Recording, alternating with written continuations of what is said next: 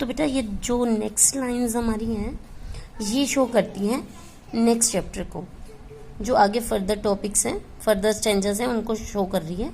तो Ray knows that the visitors are in need. Ray को पता चल चुका था ये जो विजिटर हैं वो कोई मतलब कुछ भी रॉबरी वगैरह नहीं करने आए हैं, कुछ लूटने नहीं आए हैं, वो मुसीबत में हैं, उन्हें कुछ चाहिए।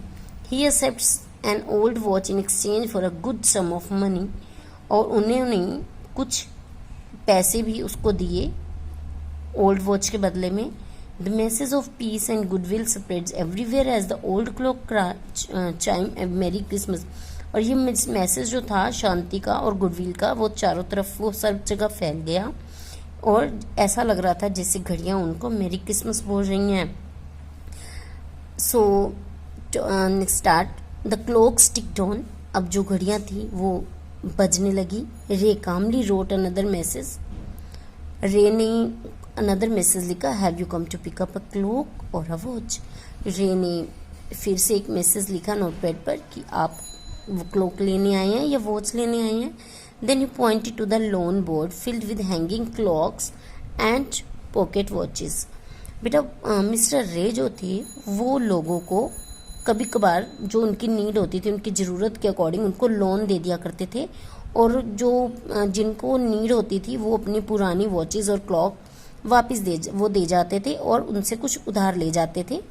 तो इस तरह से उसने लोन बोर्ड जो पड़ा हुआ था वहाँ पर हैंगिंग क्लॉक्स के साथ उसकी तरफ इशारा किया और बताया कि उसे कुछ नीड है, कुछ ज़रूरत है। ही वॉज नॉट अ पान ब्रोकर। पान ब्रोकर मीन्स होता है उधार देने वाले। मिस्टर रे वैसे तो कोई उधार देने वाले नहीं थे, उधार देने वाले पर्सन नहीं थे, but at the same time couldn't say no to the needy people who placed their old watches or clocks before him for anything they could get।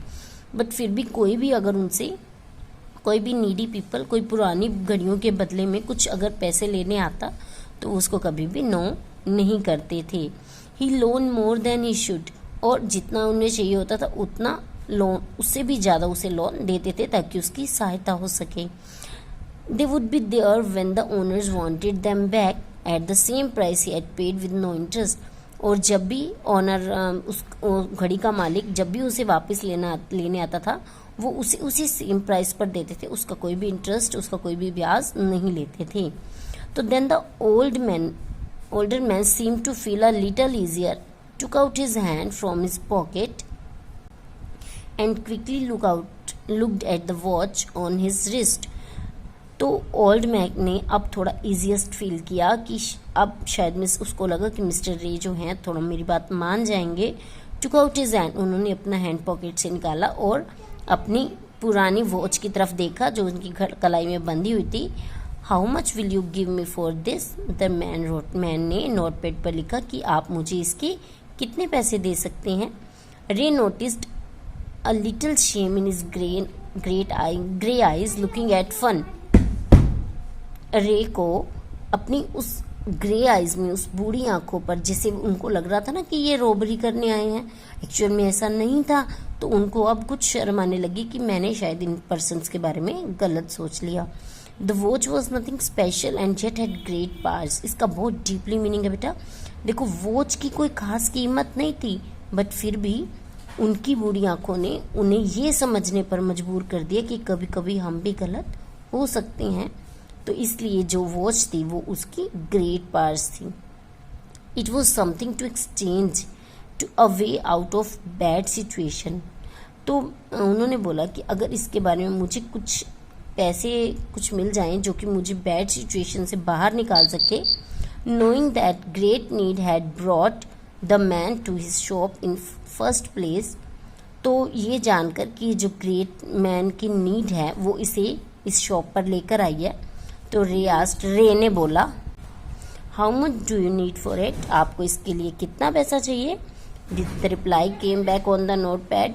Reply आया नोटपैड से, वट एवर इट्स वर्थ। इसके जितनी भी कीमत आपको सही लगे आप मुझे दे दीजिए। रे reached into his cash box, pulled out a $50 note and passed it into the man's hand। तो रे अपनी कैश बॉक्स की तरफ गए और वहाँ से $50 का एक नोट निकाला और उसे मैन के हैंड में पकड़ा दिया। देखो as shown in the picture में दिखाया गया है कि जो मिस्टर रे हैं वो विजिटर को $50 का नोट पकड़ा रही हैं। एज दे शुक हैंड्स, और जैसे ही उन्होंने हाथ मिलाए तो Ray looked into the man's eyes, they seem to say thank you. अब मिस्टर रे ने उसकी आंखों में देखा विजिटर की, और वो ये कह रही थी कि जैसे आपका बहुत बहुत धन्यवाद। They both knew the watch wasn't worth that much. वे दोनों ही यानी विजिटर और मिस्टर रे दोनों ही जानते थे कि जो वॉच की कीमत है वो ज़्यादा नहीं है। Before turning to leave, the man wrote, "I will be back to pick it up as soon as I can. Merry Christmas." और जाने से पहले, before turning to leave means जाने से पहले, उस मैन ने लिखा कि मैं आपको जल्दी से जल्दी आपके पैसे लौटा दूंगा, मैं वापिस आऊँगा शॉप पर जब जितनी ही जल्दी मैं कर सका। As soon as I can यानी जितनी जल्दी मैं कर सकता हूँ। मेरी क्रिसमस, और क्रिसमस विश की और चला गया। The little story ended on the half hour with the clock sticking all together. और ये जो स्टोरी थी हाफ एन आवर में एंड हो गई, यानी आधा घंटा उनके आपस में इस तरह से बातचीत चली और ये सारी घड़ियाँ एकदम से स्टिकिंग होने लग गई इकट्ठी। Time pieces which had been looking on silently all the while, और वो जो टाइम पीसेस जो हर बार उन्हें मतलब साइलेंटली देखते रहते हैं, wrong out the time with such feelings. अब मिस्टर रे को ऐसा लगने लगा कि वो जो मतलब ऐसी फीलिंग्स उनके अंदर जाग चुकी थी कि उनकी आंखों ने शायद जैसे उन्हें लगा कि ये रोबरी करने नहीं आए थे, उनको एक बैड सिचुएशन से बाहर निकाल दिया वो कुछ। तो दैट इवन रे thought he could hear them, even mister रे को ऐसा लगने लगा जो ये क्लॉक्स हैं वो उनको सुन सकती थी। Their sweet musical message was filled with hope, और उनकी स्वीट और म्यूजिकल मैसेज वो पूरी तरह से होप से भरी हुई थी। उन्हें लग रहा था कि मिस्टर रे ने आज बहुत अच्छा काम किया है।